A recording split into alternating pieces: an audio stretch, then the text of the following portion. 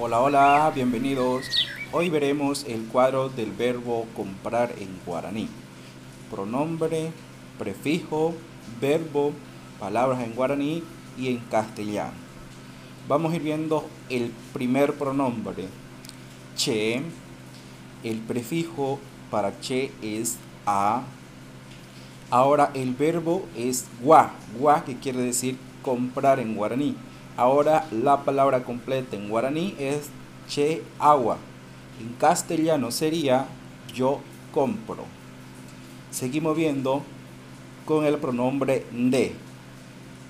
Prefijo re, verbo nuevamente gua, palabra completa ahora de regua. En castellano, tú compras.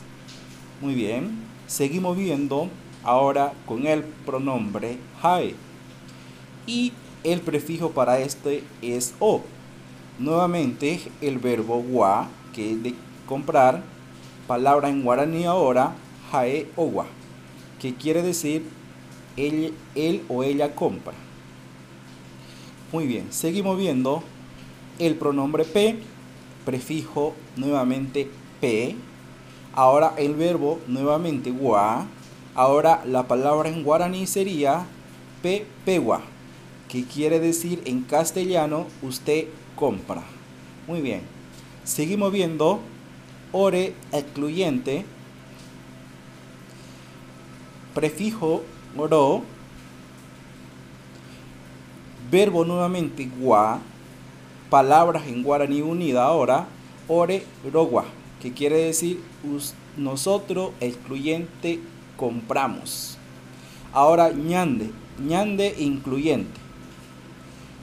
Nuevamente el prefijo ya, el verbo nuevamente gua, ñande yagua, la palabra en guaraní, en castellano nosotros incluyente compramos. Jaereta, pronombre jaereta.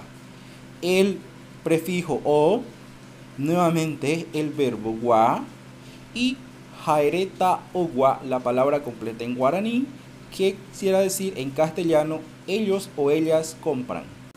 Por último, pronombre pereta, prefijo p, verbo gua, palabra completa en guaraní sería pereta pewa, que en castellano sería ustedes compran.